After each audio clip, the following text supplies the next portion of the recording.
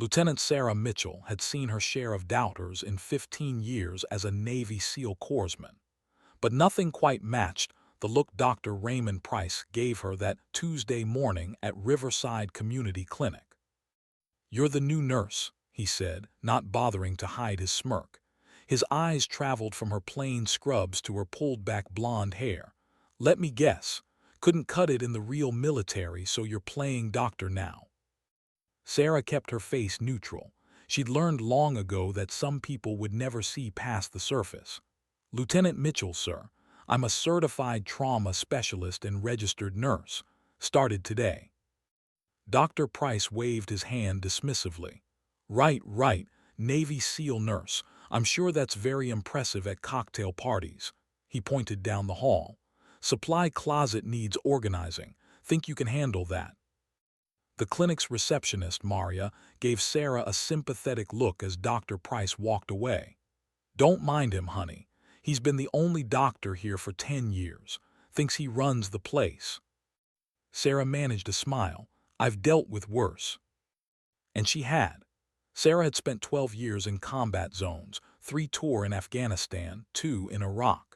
She'd pulled wounded SEALs from firefights, performed emergency surgery in sandstorms, and saved lives under conditions that would make most doctors quit medicine entirely. But after losing her younger brother, also a SEAL, in Kabul 2 years ago, she'd needed a change. Something quieter.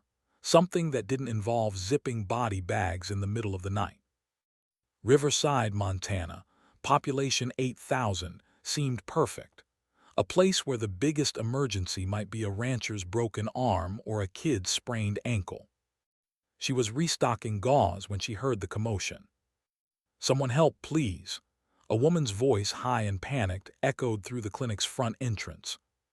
Sarah dropped the box and ran. Years of training made her move faster than thought. In the waiting room, a man in his 70s had collapsed on the floor. His face was gray, lips turning blue. The woman, his wife, probably knelt beside him, tears streaming down her face. "He just grabbed his chest and fell," she sobbed. "Please, someone do something." Sarah dropped to her knees, fingers already on his neck, checking for a pulse. Weak, thready. His breathing was shallow. "Massive heart attack," she said, loud enough for Maria to hear. "Call 911, now." Dr. Price appeared in the doorway, moving with irritating slowness. "What's going on here?" "Heart attack. He needs immediate intervention." Sarah was already loosening the man's collar, preparing for CPR.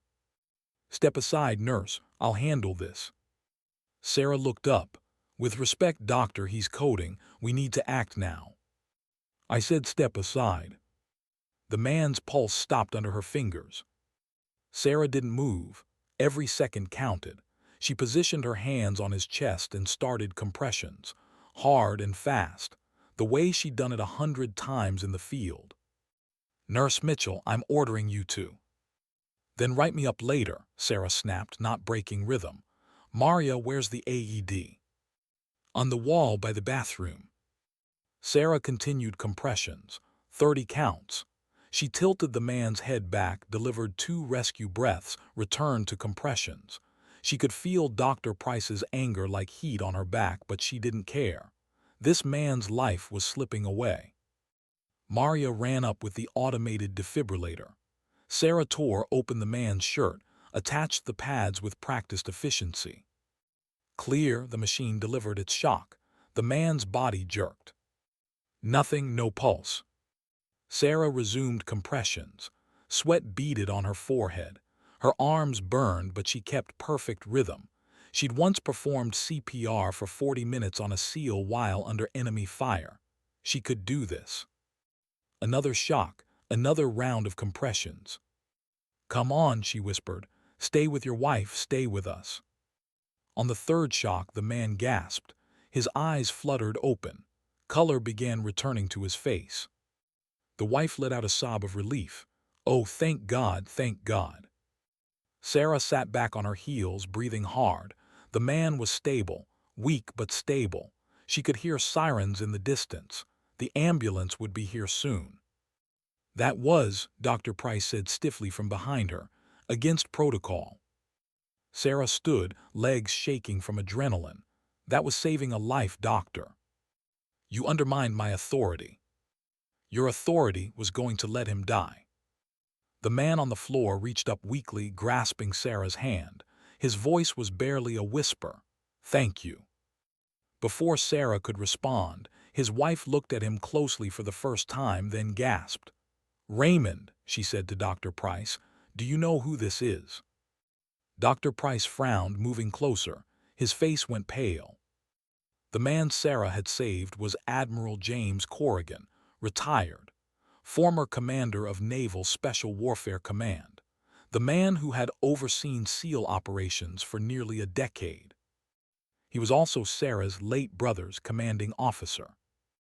The Admiral's eyes focused on Sarah's face. Even in his weakened state, she saw recognition dawn. Lieutenant Mitchell, he whispered, Danny's sister. Sarah's throat tightened. Yes, sir. You saved my life. Just doing my job, Admiral.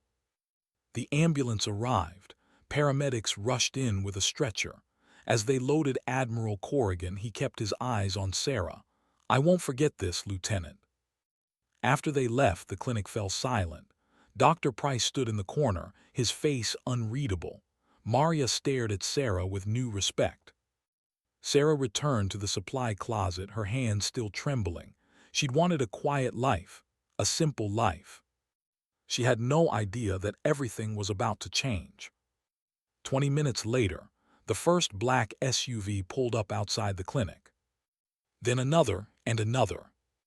Men in dark suits emerged, moving with military precision. Maria's voice crackled over the intercom. Sarah walked to the clinic's front window and stopped. 6 black SUVs formed a perimeter around the small building.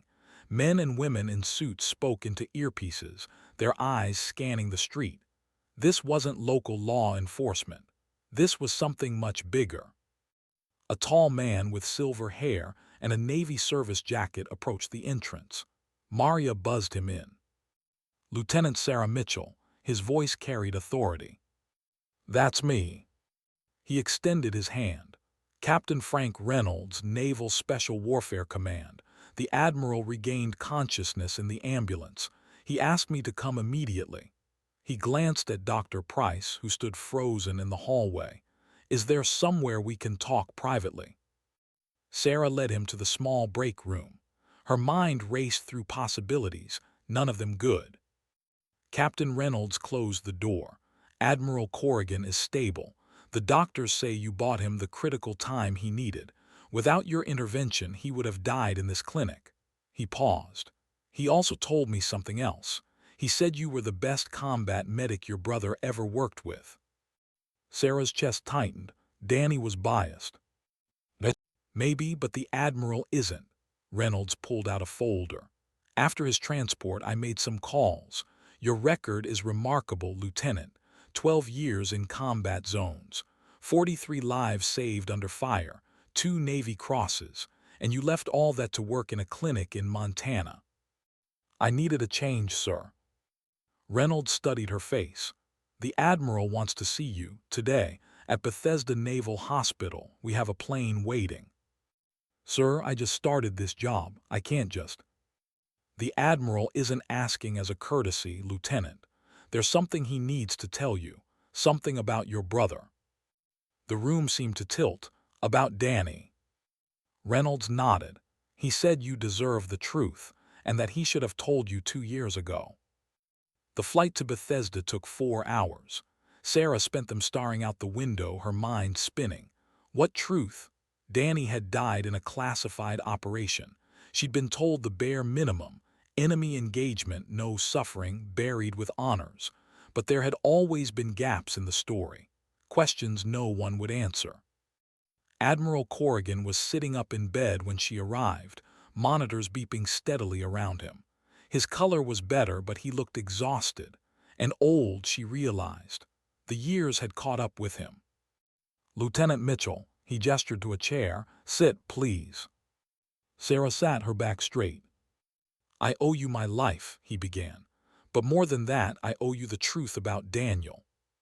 Sarah's fingernails dug into her palms. Your brother's death was classified because it prevented a terrorist attack on American soil. Danny and his team intercepted intelligence about a biological weapon being smuggled into the country. They went in to stop it.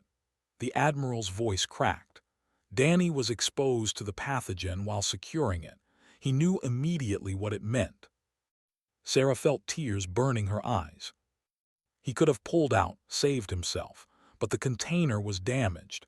If he left it, the pathogen would have spread through the population center nearby. Thousands would have died. The Admiral met her gaze. So Danny stayed. He sealed the container with materials from the lab, knowing the exposure would be fatal. He saved an estimated 30,000 lives that day. The tears fell now, hot against Sarah's cheeks. I couldn't tell you before. The mission was classified, but 3 months ago it was declassified. He reached for a folder on the bedside table. Your brother is being posthumously awarded the Medal of Honor. The ceremony is next month. Sarah took the folder with shaking hands. Inside was a letter, signed by the President. Commendation for extraordinary heroism, the highest honor the nation could give. He was always brave, she whispered. He was just like his sister, the Admiral smiled. When you saved me today, do you know what I thought? I thought, this is Danny's sister. Of course she won't give up. Sarah wiped her eyes. I'm just a nurse now, sir. You're never just anything, Lieutenant. The Admiral's expression grew serious. Which brings me to my second point. The Navy is building a new trauma training center for special operations medical personnel. We need someone to run it, someone who's been in the field, someone who understands what these corpsmen face. He paused. I want you to be the director. Sarah stared at him. Sir, I left active duty. I wanted a quieter life. I know, but Lieutenant, you saved my life today with skills that took you years to develop. Skills that are being lost because we don't have proper training programs. His eyes were intense. You could save hundreds of lives by teaching the next generation what you know. Isn't that worth coming back for? Sarah thought of her brother, of the SEALs she'd served with, of the young corpsmen who would face the same impossible situation she had. When would I start? 3 weeks later, Sarah stood in the lobby of Riverside Community Clinic for the last time. Maria hugged her tightly. We're going to miss you, honey. I'll miss you too. Dr. Price appeared, looking uncomfortable. Lieutenant Mitchell, I wanted to. That is, he cleared his throat. I was wrong about you. I let my pride cloud my judgment. What you did that day, saving the Admiral, it reminded me why I became a doctor in the first place. He extended his hand. Thank you. Sarah shook it. Thank you, doctor, for the opportunity. As she walked to her car, she passed the waiting room where she'd saved Admiral Corrigan's life. The spot on the floor where she'd refused to give up, where she'd fought for a stranger because it was the right thing to do.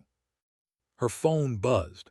A text from Captain Reynolds. First class of trauma students arrives Monday, ready to change some lives.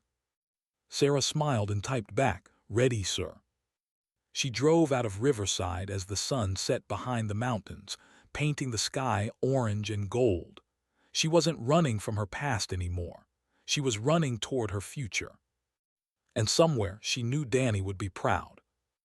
The Medal of Honor ceremony was held on a crisp October morning in Washington, D.C. Sarah stood in her dress uniform as the president placed the medal around a photograph of her brother. The citation was read aloud, the full story of Danny's heroism, no longer classified, no longer hidden.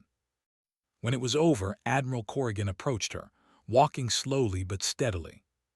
He saved thousands, the Admiral said quietly, and you'll save thousands more. Sarah looked at her brother's photograph, at his smile frozen in time. We both will, sir, she said. We both will. And in that moment, surrounded by honor and remembrance and hope for the future, Sarah Mitchell finally felt at peace.